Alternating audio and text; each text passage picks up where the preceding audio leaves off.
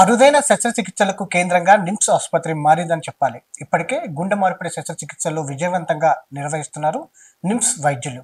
Present మనతో పాటు ఈ అంశాలన్నీ కూడా మాట్లాడడానికి నిమ్స్ ఏదైతే కార్డియోథెరసిక్ సంబంధించిన సర్జన్ ఎవరైతే ఉన్నారో అడిషనల్ ప్రొఫెసర్ డాక్టర్ గోపాల్ గారు మనతో పాటు ఉన్నారు. వారితో మాట్లాడించే ప్రయత్నం చేద్దాం. సార్ చెప్పండి, ప్రధానంగా నిమ్స్ ఆసుపత్రిలో ఈ మధ్య కాలంలో మనం గుండె మార్పిడి శస్త్రచికిత్సలను ఎక్కువగా చూస్తా ఉన్నాం. దీనికి సంబంధించి మీరు ఏమంటారు? సక్సెస్ రేట్ ఎలా ఉందంటారు? సార్ అదే మీరు అన్నట్టుగానే మేము ఈ మధ్యన హార్ట్ ట్రాన్స్ప్లాంట్ అయితేనే కానీ లంగ్ ట్రాన్స్ప్లాంట్ అయితేనే కానీ కంబైన్డ్ హార్ట్ లంగ్ కూడా ఇవన్నీ కూడా చేస్తున్నాము.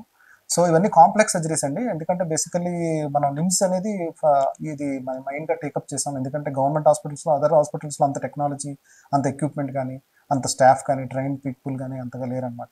సో బేసికలీ అందుకే తెలంగాణ గవర్నమెంట్ కూడా బేసికలీ నిమ్స్ లాంటి ఇన్స్టిట్యూట్, ఎందుకంటే బికాస్ పూర్ పీపుల్కి బేసికలీ అదర్ ప్రైవేట్ హాస్పిటల్స్లో చేసుకోలేని పరిస్థితి ఉంది. సో అందుకే బేసిక్గా గవర్నమెంట్ కూడా కాన్సన్ట్రేట్ చేస్తుంది. నిమ్స్ లాంటి ఇన్స్టిట్యూట్లో ట్రాన్స్ప్లాంట్స్ అనేది సంఖ్య పెంచాలి. ఈవెన్ కిడ్నీ అన్ని రొటీన్గా జరుగుతున్నాయి, లివర్ కూడా జరుగుతున్నాయి అన్ని చోట్ల. బట్ హార్ట్ అనేసరికి కొద్దిగా మిగతా చోట్ల కంపారిటివ్గా ఉస్మానియా కానీ, గాంధీ అలాంటి చోట్ల కొంచెం తక్కువ జరుగుతున్నాయి అనమాట. మన దగ్గర ఎక్కువ చేస్తాము, ఎందుకంటే టెక్నాలజీ ఉంది మన దగ్గర. దాంతోపాటు మన గవర్నమెంట్ సపోర్ట్తో మనం సిఎంఆర్ఎఫ్ కానీ, ఆరోగ్యశ్రీ కానీ వీటి ద్వారా ట్రాన్స్ప్లాంటేషన్ సర్జరీ అంటే అది ఏ సర్జరీ అయినా కావచ్చు. ట్రాన్స్ప్లాంటేషన్ లో కొంచెం క్లిష్టతరమైనటువంటి సర్జరీ. అందులో హార్ట్ అంటే మాత్రం చాలా ఇంకా క్రిటికల్ గా ఉంటుంది. ప్రధానంగా టెక్నికల్ పరంగా నిమ్స్ ఆసుపత్రి ఈ గుండె మార్పిడి శస్త్రచికిత్సకు సంబంధించి సాంకేతిక పరంగా ఎలా అందిపుచ్చుకుందంటారు? మనకి బేసికలీ సార్ ఇలా ఈ మెయిన్గా ట్రాన్స్ప్లాంటేషన్తో మనం యూటీ సౌత్ వెస్టర్న్ అని చెప్పేసి అమెరికాలో ఒక యూనివర్సిటీ ఉందన్నమాట. వాళ్ళు చాలా దీంట్లో ఎక్కువ number of transplants more than 300 per year చేసే ఇది అనమాట, పెద్ద సెంటర్. వాళ్ళతో మేము అఫీషియల్గా ఎంఓయూ అనేది కుదుర్చుకోవడం జరిగింది లాస్ట్ 2 yearsగా. సో వాళ్ళ ద్వారా ఏంటంటే మనకి అడ్వాన్స్డ్ టెక్నాలజీ అయితే కానీ, రీసెంట్ అడ్వాన్స్మెంట్, వాట్ ఈస్ ట్రాన్స్ప్లాంటేషన్స్లో కరెంట్ మెథడ్స్ ఆఫ్ ట్రీట్మెంట్ అన్నీ కూడా ప్రతి రోజుకి అంత ఫీల్డ్ అడ్వాన్స్ అవుతుంది అనమాట. సో అలాంటి వాటితో మన అడ్వాన్స్మెంట్స్కి మనకి దాంట్లో ఉండాలని చెప్పేసి ఏం చేసామంటే దాంతో టైఅప్ చేసుకోవడం జరిగింది. సో మంత్లీ మీటింగ్స్ జరుగుతూ ఉంటాయి, ఆఫ్లైన్ జూమ్ మీటింగ్స్. సో దాని ద్వారా ఏంటంటే మనము వాళ్ళకి చెప్పిన విధంగా ఏంటంటే మన పేషెంట్స్ యొక్క ప్రాబ్లమ్స్ గురించి వాళ్ళతో డిస్కస్ చేయడం జరుగుతుంది. కాంప్లికేటెడ్ పేషెంట్స్ వస్తూ ఉంటారు కొంతమంది. సో వాళ్ళకి ట్రాన్స్ప్లాంట్ సూటబుల్ అవుతుందా, లేకపోతే వేరే మార్గాలు ఉన్నాయా, ఇలాంటివన్నీ కూడా డిస్కస్ చేసుకుంటూ మనం ముందుకెళ్తున్నాం అనమాట. సో ఆ విధంగా మంచి అవుట్కమ్స్ రావడానికి అది దోహదపడుతుంది. దాంతో పాటుగా పీడియాట్రిక్ సంబంధించి కూడా స్టార్ట్ చేశారు. ఎలా నిర్వహిస్తా ఉన్నారు, ఎంతమంది సిబ్బంది వరకు ఉన్నారు? ప్రధానంగా పిల్లలలో రోగ నిరోధక శక్తి అనేది తక్కువగా ఉంటుంది, అందులో హార్ట్ పేషెంట్స్ కాబట్టి ఇది ఎలా టేకప్ చేస్తా ఉన్నారు? బేసికల్లీ అండి, పీడియాట్రిక్లో ఉండే హార్ట్ డిసీజ్ కూడా తెలంగాణలో చాలా ఉంది ప్రివలెన్స్. ప్రతిసారి హార్ట్ క్యాంప్స్ జరుగుతున్నప్పుడల్లా కూడా మనం రావడం చూస్తున్నాం. చాలామంది పేషెంట్స్ ఆల్మోస్ట్ 500, లాస్ట్ టైం అయితే 500 క్రాస్ అయ్యారనమాట number of patients attending the OPD.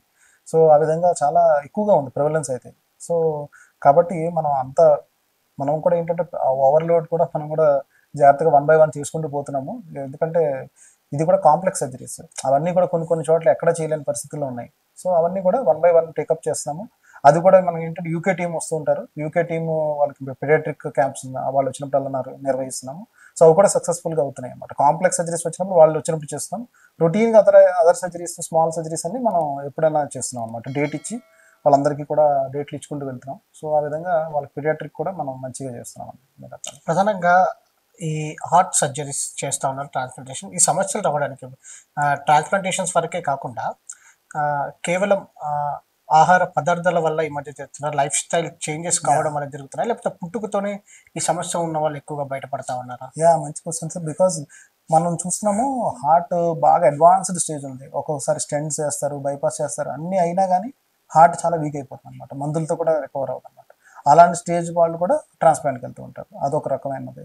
ఇంకోటి ఏంటంటే పుట్టుకతోనే జన్యు లోపాలు ఉంటాయి అనమాట. వాళ్ళకి ఏంటంటే ఇన్హెరిటెడ్గా హార్ట్ డిసీజ్ అలాగా జన్యుపరమైన లోపం వల్ల వస్తుంది.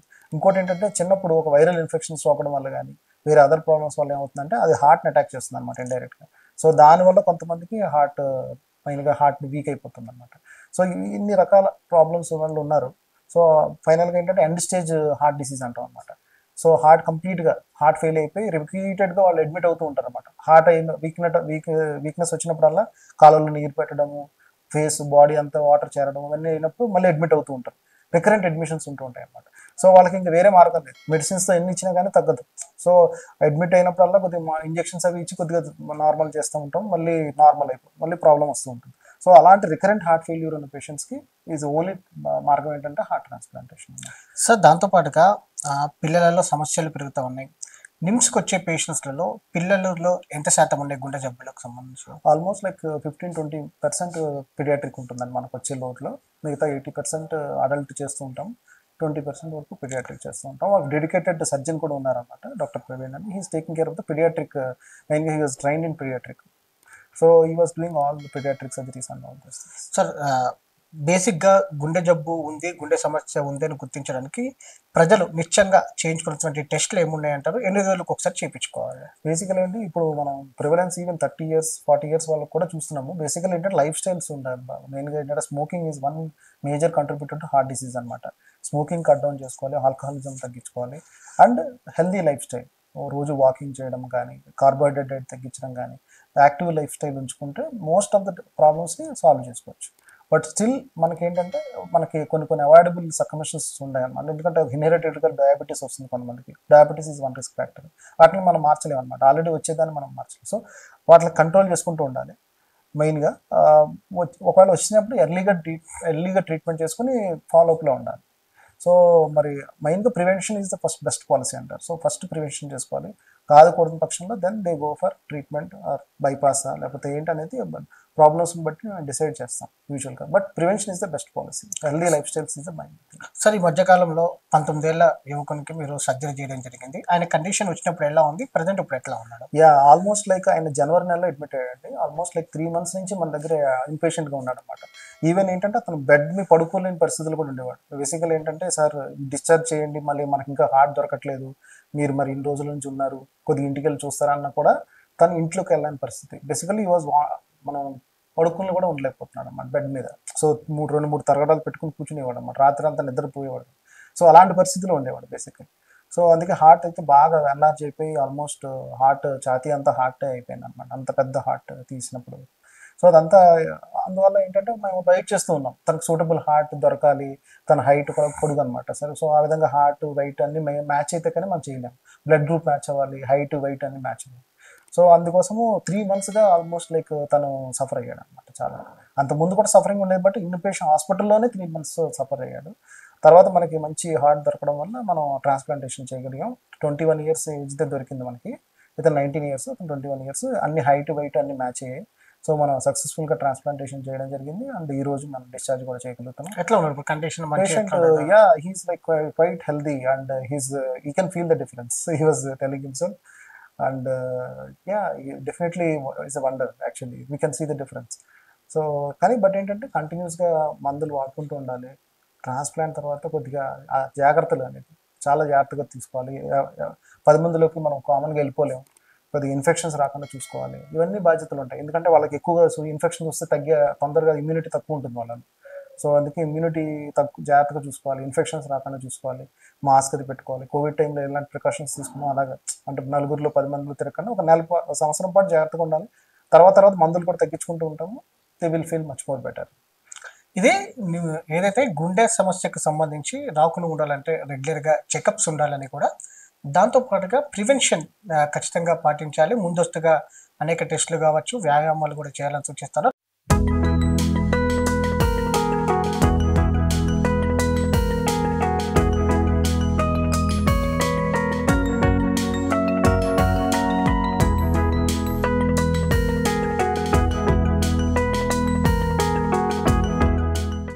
పంతొమ్మిదేళ్ల యువకుడు అనిల్కి గుండె మార్పిడి శస్త్రచికిత్స జరిగింది. అయితే వారి తల్లి మనతో పాటు ఉన్నారు, వారితో కూడా మాట్లాడించే ప్రయత్నం చేద్దాం.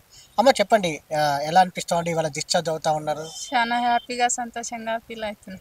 మన ఊరు సర్పంచ్ గారు మొత్తం చేశారు, మన ఊరు ఎమ్మెల్యే మాకు సాయం చేశాడు, గోపాల్ సారు చాలా చాలా పట్టించుకున్నాడు. అందరు సార్ వాళ్ళకు ధన్యవాదాలు. ఎలా ఉండేనమ్మా అసలు మీ కొడుకు ఎలా ఉండే? ఫస్ట్ నుంచి బాగానే ఉండే, 4 నెలలు సడన్గా బయటపడ్డది. ఇక్కడికి వచ్చినాక మా సార్ వాళ్ళంతా, మా తమ్ముళ్ళు మొత్తం మా కుటుంబం మొత్తం ఇది చేశారు. ఇక్కడ తీసుకొచ్చి ఎట్లా అనిపించింది? చాలా బాధతో వచ్చాం సార్. ఇప్పుడైతే చాలా హ్యాపీగా వెళ్తున్నాం. అన్నిటికీ నా కొడుకు ఉన్నాడు సార్. నా కొడుకు చాలా చాలా తిరిగాడు సార్. చదువు కూడా మానేసుకొని తిరిగాడు సార్. నాకు డాక్టర్లకు ఏం చెప్తామమ్మా? డాక్టర్లకు ధన్యవాదాలు చెప్తున్నా. మంచిగా చేసినందుకు, నా కొడుకుని మంచిగా చేసినందుకు చాలా చాలా రుణపడి ఉంటా వాళ్ళకు. నీ కొడుకుతో కూడా మాట్లాడినా నేను, అతన్ని కాలేజ్ వెళ్తాను, మంచిగా చూసుకుంటాను అదేం చెప్తాను. ఎట్లా అనిపిస్తుంది మీకు? చాలా హ్యాపీగా అనిపిస్తుంది సార్. చాలా మీ చాలా పేరు? నా పేరు అనిల్ సార్. నేను డిగ్రీ శంషాబాద్లో చదువుతాను, బీకామ్ ఫైనల్ ఇయర్. 3 months క్రితం వీడికి వచ్చినాం సార్. ఫ్రీ సర్జరీ అవుతుంది సార్, వాళ్ళు మంచిగా పట్టించుకున్నారు మనల్ని. మా సర్పంచ్ సార్ ఉండి మొత్తం దగ్గరుండి మాకు చూసుకున్నారు. తమ్ముడు సార్, నా తమ్ముడు గోపాల్ సార్, అమరేష్ రావు సార్ వాళ్ళ టీం ఉండి చాలా మంచిగా మమ్మల్ని సపోర్టివ్ చేస్తూ ఇన్ని రోజులు వస్తుంది అనుకుంటా ఇంకా చేసి పంపించారు సార్. నాకు ఎంతో చాలా సంతోషంగా ఉంది ఈ ఆపర్చునిటీ నాకు దొరికినందుకు. Thank you sir. సార్ మీ పేరు, మీది ఏ ఊరు? సూరయ్య గౌడ్ అండి. నేను X sarpanch పుల్మావడి, Makthal constituency. December 3 నాడు ఇక్కడ అడ్మిట్ చేయడం జరిగింది. మరి ఇక్కడ ఉన్నటువంటి డాక్టర్ అమరేష్ గారు కానివ్వండి, డాక్టర్ గోపాల్ గారు వారి యొక్క నేతృత్వంలో ఈఎస్ఐ డాక్టర్స్ తోటి సంయుక్తం కలిసి శస్త్రచికిత్స March 8 నాడు విజయవంతంగా చేసినందుకు ఇక్కడ డాక్టర్స్ అందరిని కూడా అభినందిస్తున్నా. ఇది ఒక సంచలనాత్మకమైనటువంటి రికార్డ్. ఇది తెలంగాణ రాష్ట్రానికి తలమానికంగా ఉన్నటువంటి నిమ్స్ హాస్పిటల్ ఇది చరిత్ర సృష్టించినట్టుగా నేను తెలియజేస్తున్నా. ఆ రోజు నుంచి December 3 నుంచి ఈ రోజు వరకు వారు కంటికి రెప్పలేక కాపాడుతూ మరి మొత్తం ఫ్రీ అనేది మొత్తం ఫ్రీగా జరిగింది సార్. అయితే వీళ్ళు కాటేదారుల నివాసం జీవనోపాధికి వచ్చారు కాబట్టి అక్కడ ఉన్నట్టు కన్సర్న్ ఎమ్మెల్యే మరి ప్రకాష్ గౌడ్ గారి దగ్గరికి వెళ్ళి ఎల్ఓసి తీసుకొని రావడం జరిగింది. 5 లక్షల రూపాయలు ఎల్ఓసి ఇచ్చారు వాళ్ళు. దాంతో ట్రీట్మెంట్ జరగడం జరిగింది. ఈ విజయవంతంగా ఎప్పుడైతే ఈ March 8 నాడు శస్త్రచికిత్స అయిందో, గుండె మార్పిడి అయిందో, ఆ రోజు మరి ఈ మళ్ళీ నిన్ననే 30,000 రూపాయలు 30 లక్షల రూపాయలకు సంబంధించినటువంటిది కూడా ఎస్టిమేషన్ కూడా ఎల్ఓసి ఇవ్వడం జరిగింది. దానికి సంబంధించినటువంటి కూడా ఇప్పుడే సెక్రటరియట్ నుంచి అంటే ఇప్పుడు 30 లక్షల రూపాయలు ఎల్ఓసి సీఎం రిలీఫ్ ఫండేనా? మొత్తం కూడా సీఎం రిలీఫ్ ఫండ్ నుంచి వచ్చింది కాబట్టి ముందు 5 లక్షలు ఇచ్చారు సార్. అది పూర్తిగా ఒక్క చిన్న సింగిల్ ఎన్పీ లేకుండా కూడా పూర్తిగా సజావుగా ఇక్కడ వారికి శస్త్రచికిత్స జరిగింది కాబట్టి అబ్బాయి కూడా ఇప్పుడు చాలా ఉత్సాహంగా ఉన్నాడు. తల్లిదండ్రులు కూడా చాలా సంతోషంగా ఉన్నారు కాబట్టి ఇక్కడ ఉన్నటువంటి డాక్టర్ అందరూ కూడా ప్రత్యేక అభినందనలు. మొత్తం వైద్య బృందానికి అందరూ కూడా మరి మా ఎమ్మెల్యే మరి వాకిటి శ్రీహరి గారి తరఫున కూడా మీకు కృతజ్ఞతలు తెలియజేస్తున్నాను. ఇది మొత్తం మీద పూర్తి స్థాయిలో నిమ్స్ ఆసుపత్రిలో దాదాపుగా 35 లక్షల రూపాయలు విలువ చేసే సర్జరీకి సంబంధించి కూడా పూర్తి స్థాయిలో ఉచితంగా అందించినట్టు ప్రభుత్వాన్ని కూడా అటు కుటుంబ సభ్యులు చెప్తా ఉన్నారు.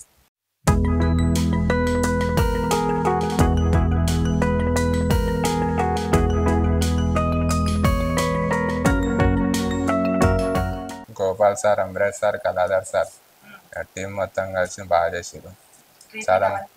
చాలా మంచిగా చూసుకున్నాను. ఇక్కడ సూపర్ మంచిగా చూసుకున్నాను. ఏం రాలే, ఎగ్దమ్ నేను ముందెట్లో అట్లా అయిపోయినా మంచిగా. ఖుష్, దిల్ ఖుష్.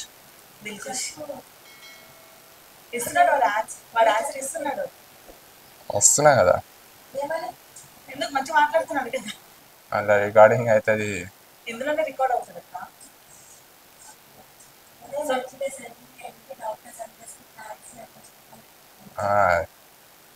అయితే ఫస్ట్ నుంచి అనిల్, డిగ్రీ 2nd ఇయర్. ఇంటికి అయినాక రికవర్ అయినాక పోతా. హ్యాపీ, చాలా మంచిగా చూసుకోరు. Gopal sir, Amaresh sir, Kaladhar sir, మొత్తం టీం మొత్తం.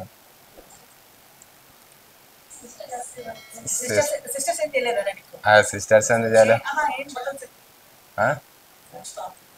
ఏంటి, ఇప్పుడు ఆడుకొని 1 సంవత్సరం సైలెంట్ ఉండాలి, తర్వాత ఆడుకుంటా పోయి. మా సిస్టర్ వాళ్ళు కూడా చాలా మంచిగా చూసుకోరు. చూసారుగా 19 ఏళ్ల యువకుడి ఆనందం. తాను ఇక నుంచి కాలేజీకి వెళ్ళబోతున్నానని కూడా తన ఆనందాన్ని వ్యక్తం చేశాడు. నిమ్స్ ఆసుపత్రిలో పీడియాట్రిక్ సంబంధించి గుండె మార్పిడి శస్త్రచికిత్సలే కావచ్చు, అనేక శస్త్రచికిత్సలను కూడా చేస్తూ ఉన్నారు. దాంతోపాటుగా ప్రధానంగా ట్రాన్స్ప్లాంటేషన్స్కి సంబంధించి కూడా పెద్దపీట వేసినటువంటి విషయం మనందరికి కూడా తెలిసిందే. మొత్తం మీద ఈ గుండె శస్త్రచికిత్సలకు సంబంధించి కావచ్చు, వీటి వరకు రాకుండా ఉండాలంటే మనం ముందస్తు జాగ్రత్తలు తీసుకోవాలని కూడా వైద్యులు సూచిస్తూ ఉన్నారు. వీడియో జర్నలిస్ట్ ప్రభాకర్తో సమయం టీవీ, హైదరాబాద్.